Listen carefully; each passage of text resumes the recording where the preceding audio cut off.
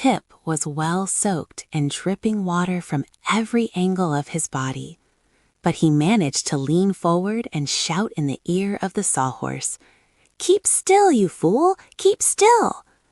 The horse at once ceased struggling and floated calmly upon the surface, its wooden body being as buoyant as a raft. "What does that word fool mean?" inquired the horse. "It is a term of reproach," answered Tip, somewhat ashamed of the expression. "I only use it when I am angry." "Then it pleases me to be able to call you a fool in return," said the horse, "for I did not make the river, nor put it in our way, so only a term of reproach is fit for one who becomes angry with me for falling into the water." "That is quite evident," replied Tip, "so I will acknowledge myself in the wrong." Then he called out to the Pumpkinhead, "Are you all right, Jack?" There was no reply, so the boy called to the king, "Are you all right, your majesty?" The Scarecrow groaned. "I'm all wrong somehow," he said in a weak voice. "How very wet this water is." Tip was bound so tightly by the cord that he could not turn his head to look at his companions, so he said to the sawhorse, "Paddle with your legs toward the shore."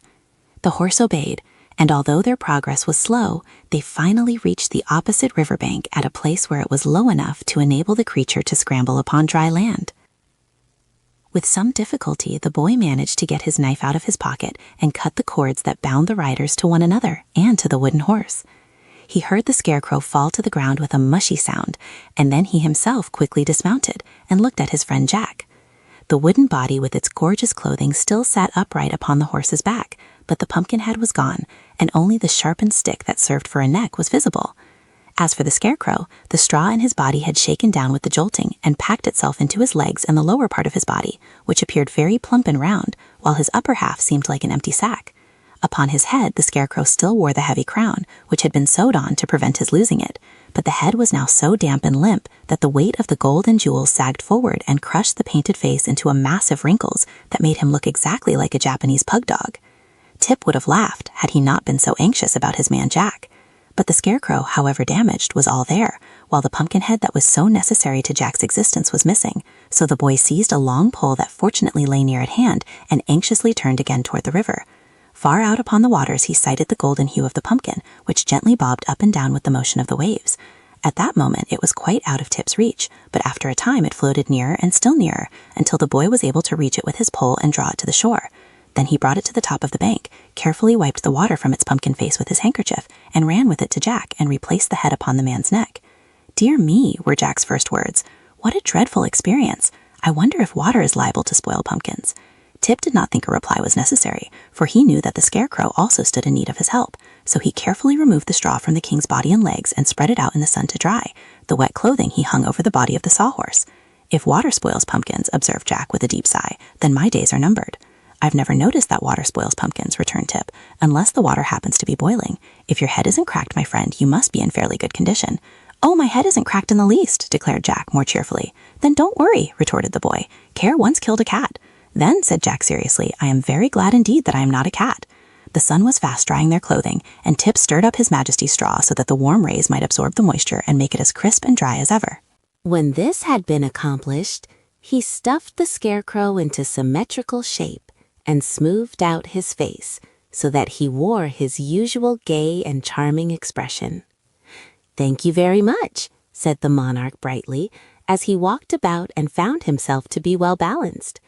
"There are several distinct advantages in being a Scarecrow, for if one has friends near at hand to repair damages, nothing very serious can happen to you."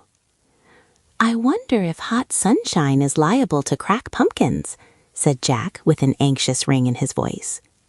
"Not at all, not at all," replied the Scarecrow gaily. "All you need fear, my boy, is old age. When your golden youth has decayed, we shall quickly part company. But you needn't look forward to it. We'll discover the fact ourselves and notify you. But come, let us resume our journey. I am anxious to greet my friend the Tin Woodman."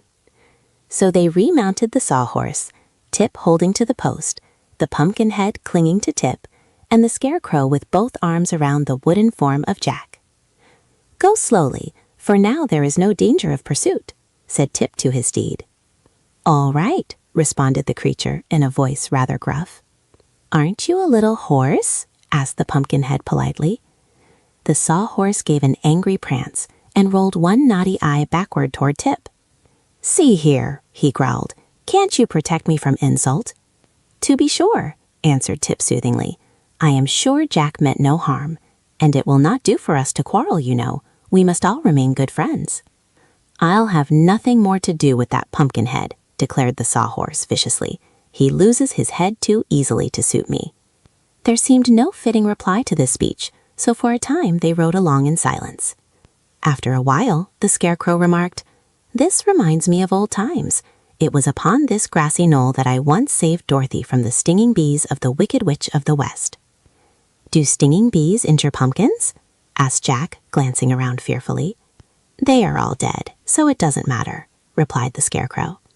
And here is where Nick Chopper destroyed the Wicked Witch's gray wolves. Who was Nick Chopper? Asked Tip. That is the name of my friend the Tin Woodman, answered His Majesty. And here is where the winged monkeys captured and bound us, and flew away with little Dorothy, he continued, after they had traveled a little way further. Do winged monkeys ever eat pumpkins? Asked Jack with a shiver of fear. I do not know, but you have little cause to worry, for the winged monkeys are now the slaves of Glinda the Good, who owns the golden cap that commands their services, said the Scarecrow reflectively. Then the stuffed monarch became lost in thought, recalling the days of past adventures, and the sawhorse rocked and gulled over the flower-strewn fields and carried its riders swiftly upon their way. Twilight fell by and by, and then the dark shadows of night. So Tip stopped the horse, and they all proceeded to dismount. I'm tired out, said the boy, yawning wearily, and the grass is soft and cool. Let us lie down here and sleep until morning. I can't sleep, said Jack. I never do, said the Scarecrow. I do not even know what sleep is, said the sawhorse. Still, we must have consideration for this poor boy, who is made of flesh and blood and bone, and gets tired, suggested the Scarecrow in his usual thoughtful manner. I remember it was the same way with little Dorothy. We always had to sit through the night while she slept. I'm sorry, said Tip meekly, but I can't help it. And I'm dreadfully hungry, too. Here is a new danger, remarked Jack gloomily. I hope you are not fond of eating pumpkins. Not unless they're stewed and made into pies, answered the boy laughing. So have no fears of me, friend Jack. What a coward that pumpkinhead is, said the sawhorse scornfully. You might be a coward yourself if you knew you were liable to spoil, retorted Jack angrily. There, interrupted the Scarecrow. Don't let us quarrel. We all have our weaknesses, dear friends, so we must strive to be considerate of one another. And since this poor boy is hungry and has nothing whatever to eat, let us all remain quiet and allow him to sleep. For it is said that in sleep a mortal may forget even hunger. Thank you, exclaimed Tip gratefully. Your Majesty is fully as good as you are wise, and that is saying a good deal. He then stretched himself upon the grass, and using the stuffed form of the Scarecrow for a pillow, was presently fast asleep.